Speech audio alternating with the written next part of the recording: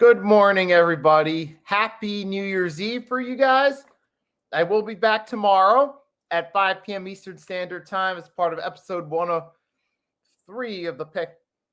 Is 102, 103. We'll be back tomorrow, though, for the Pick and Roll podcast. We're a week away from it. But today I'm here live, impromptu. We're going to talk about the Philadelphia Eagles a little bit. Fasten your seatbelts for the realest Eagles Inspector YouTuber! One who plays no clickbait and gets to the point! The myth, the legend, Nicky Steves! Come to my channel, you know the deal. Yo, boy, always keeps things real. I'm simply statue, think and slate, dropping unrealistic man. 2K takes for the kick.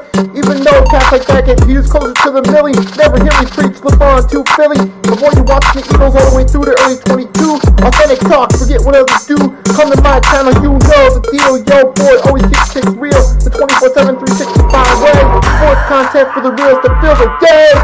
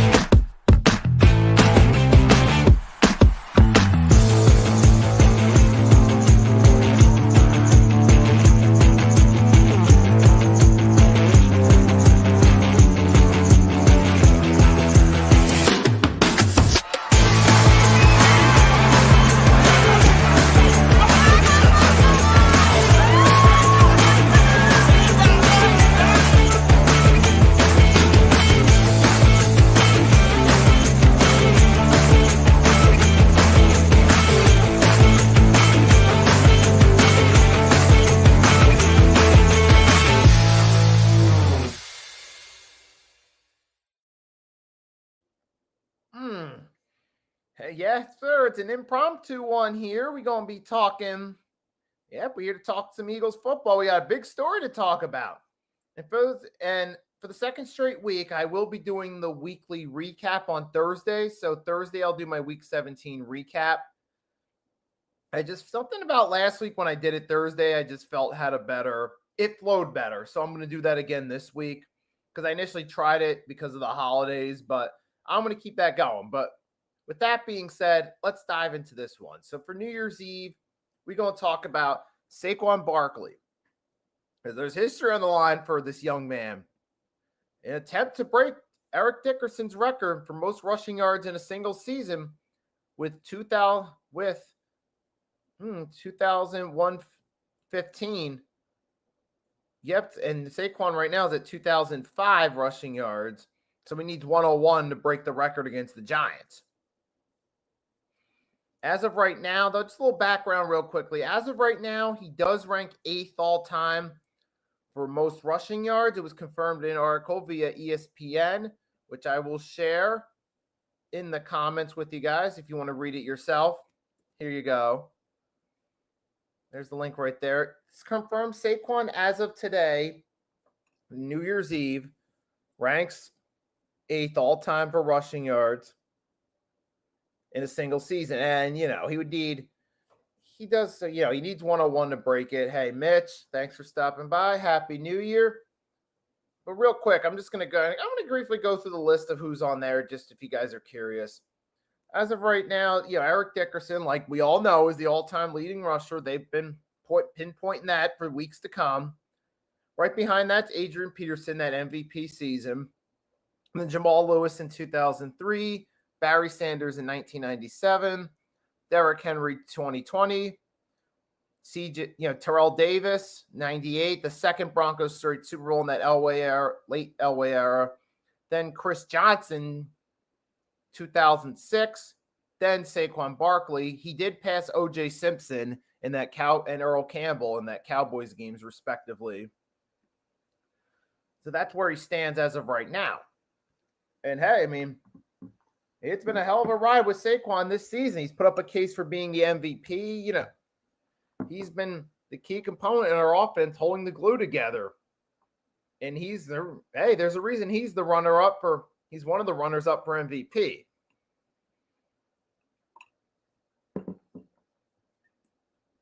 So Saquon Barkley's been that difference maker because I feel like you look at our schedule, you take him away, it would have been an entirely different story. I don't think we'd be 13-3 right now. We could possibly be, without Saquon, 9-7 or 8-8 going into this final week because he's really been the guy that's put this thing together.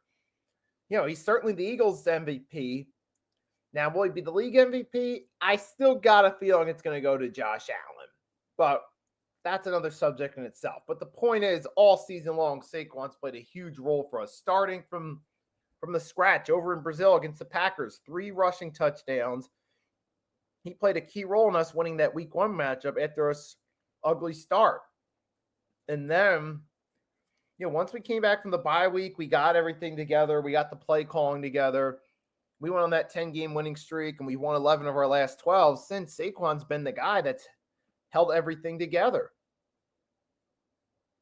So he certainly has been an asset to these Eagles this season. So we'll start with that right there.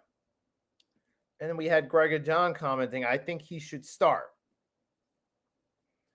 Which now, that's perfect segue into the ultimate question. The question is, should Saquon Barkley play against the New York Giants, his former team, and attempt to break the all-time rushing record? Because he only needs 101 yards to do it. I mean, obviously, some of us, as fans, there's going to be mixed opinions on whether or not he should start, or whether he should just rest and get ready for the playoffs. Because it would be a great accomplishment to say that that the all-time rushing record for most rushing yards in a season was broken by one of our guys. So as Eagles, as a fan, there's a part of me that does want him to break the record, but at the same time, I'm not really sure. And hear me out. Give me 1 second. First, I'm going to put a poll question on my channel for the stream on my channel if you guys want to see it there. I mean, you guys probably already know what this is going to be. But, hey. Here you go. The poll question is up. It's an easy yes or no question. So if we get more people coming in, they can feel free to vote on it. But yeah, I mean, I as a fan, I'm kind of iffy about it. There's a part of me that does want him to play as a fan, but then there's that other part of me that's like, I don't know if it's really worth it, because here's why. Saquon Barkley himself has indicated that he's more concerned with helping the team. He's more along the lines of, hey, I'll do what I have to help the team. I'm not really worried about the record.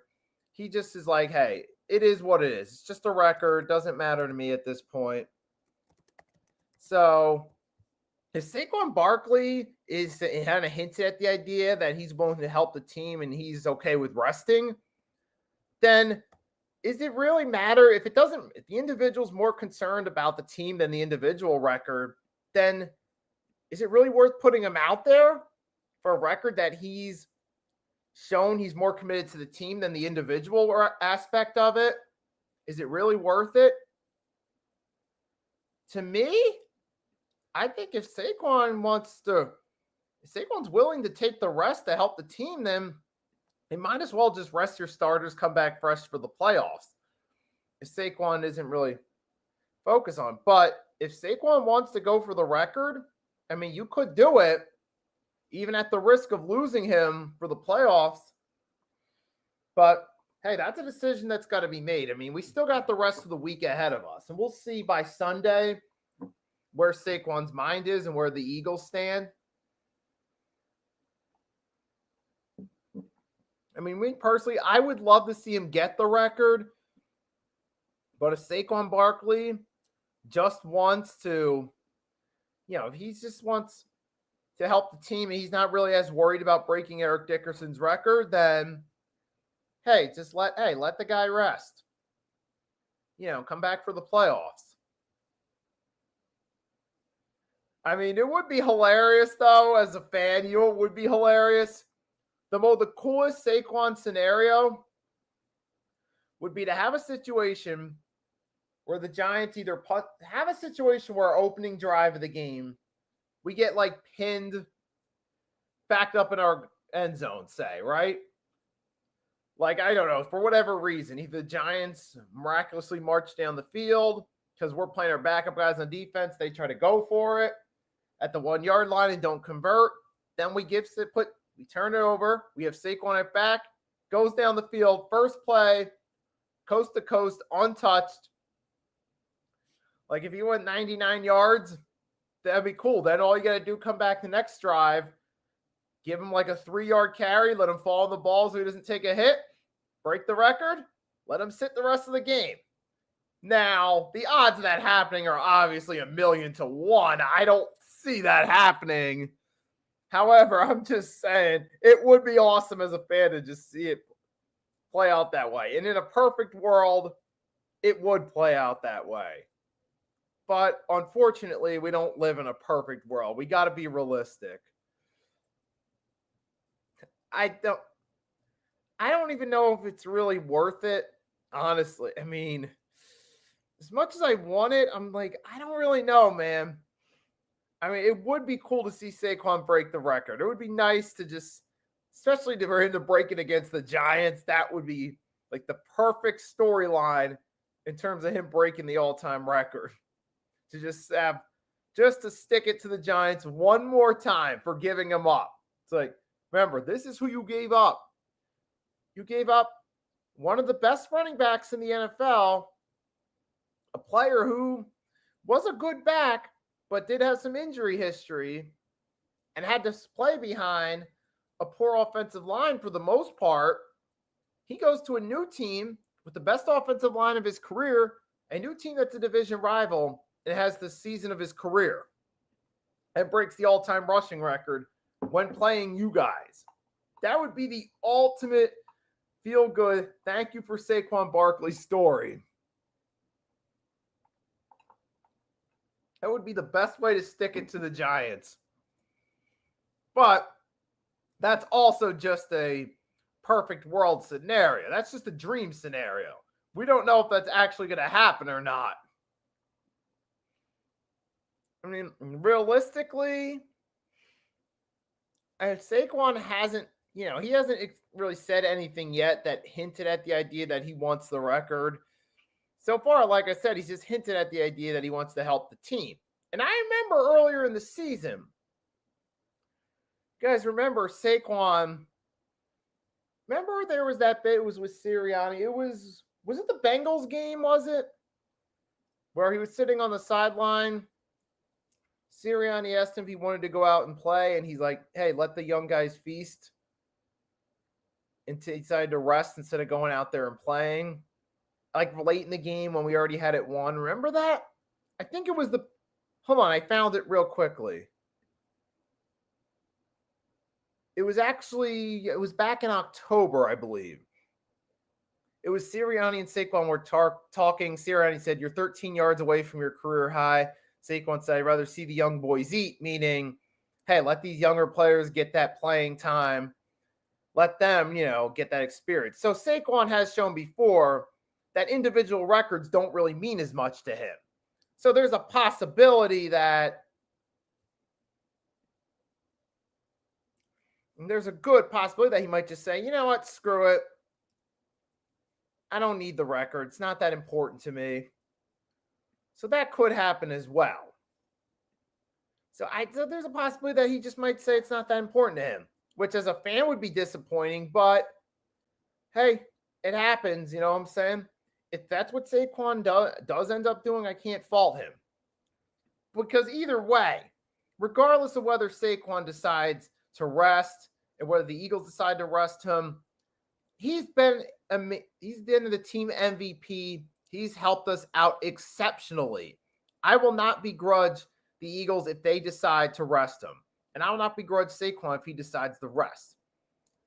And right here, here's the link to that story I was talking about Saquon choosing to sit. This was back earlier in the season. away from your career high. I would love for you to get that, but that's up to you. I just don't want. I'm going to take out all the starters if they don't score. You good? Let them eat. You sure? Yeah, good.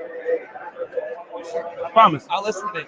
I want you to do it if you want to do it. So I'd rather see the young boys eat.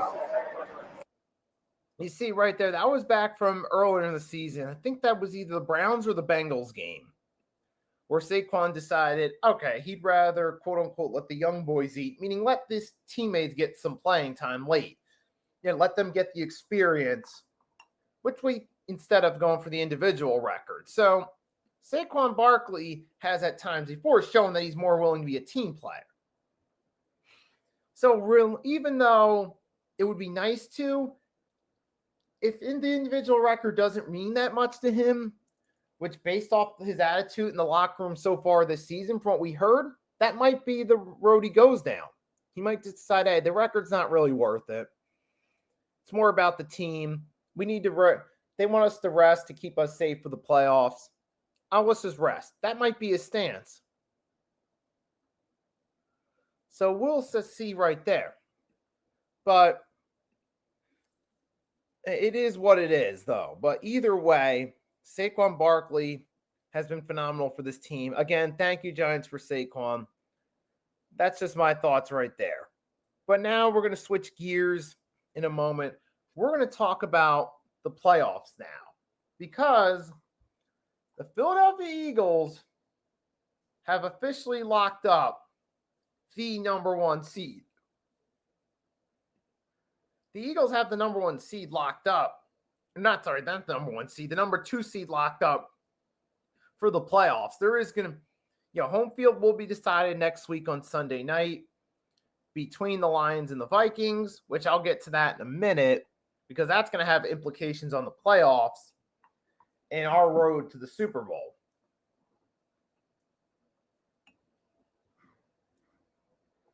However, the bottom line is we got the number 2 seed locked. It's going to happen. We're going to play the 7th seed, which at this point, it's either the Packers or the Commanders. Probably most likely going to be the Commanders as the 7th seed, the way the standings are right now. Because as of right now, it would be, it has the Lions at home field as of now, but that's going to all be decided by the Sunday night game between the Lions and Vikings. The loser is going to get the 5 seed. Then we got us as the number 2 seed, which is a lock. Number 3 seed, as of right, it's either the Rams or the Bucs. I think it would either be the Rams or the Bucs. I'll have to check that one real quickly to see where that stands.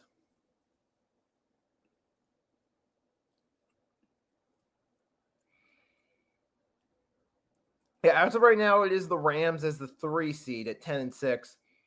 Bucs as the 4 seed. That would be the loser of the Lions, Vikings 5. Commanders 6, actually Packers 7. So if everything holds up, we'd play the Packers in a rematch from the Brazil game in week 1 instead of the Commanders. And looking at the schedule for this upcoming week, here it goes. You got Browns, you got Commanders playing the Cowboys. And you got the Packers playing the Bears. So those are the 2 games on the schedule. As of right now, it's Commanders 6, Packers 7. It looks like both teams are going to win those games. So Commanders would still get the 6th seed on the tie. Packers would still be the 7th seed as of now. So it would still be, like at this point, Eagles versus Packers at the link in the wild card round if both teams win those games. So we're looking at most likely a game with the Packers for the wild card. But we still got to wait to see what happens. So that would likely be the case. Showing you guys real quickly. So now let's take a look right here. So in the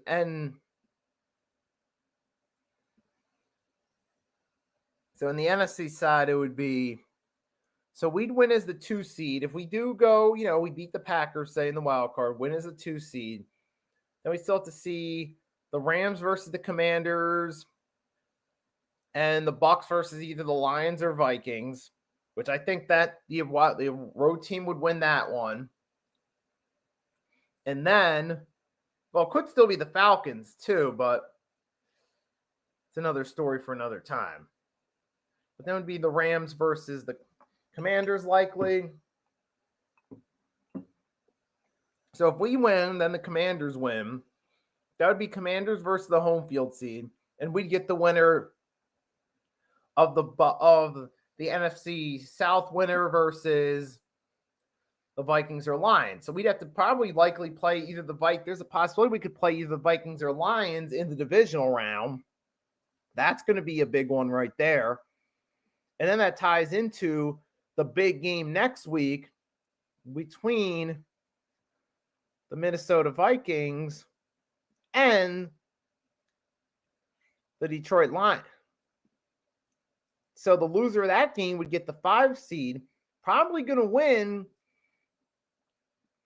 And if the Commanders or Packers win as the number 6 seed, we could have to play in the divisional round against either the Vikings or the Lions at home, possibly. Meaning the loser of that game. And either way, at the end, it looks like most likely the NFC Championship game, we'd have to go through. We'd have to travel to play either Minnesota or Detroit at their home stadium. That's likely what we'd have to do. So I think this game, I feel like right now, looking at where the playoff stand is now, the winner of that Lions-Vikings game, Eagles have to travel to their stadium and play them in the NFC Championship game. That's the way it's looking as of right now. So, guys, I think this game right here is going to decide who the Eagles play in the divisional. They play in the conference championship on the road to the Super Bowl. That's what I think right here. But time will tell. We're going to have to wait and see.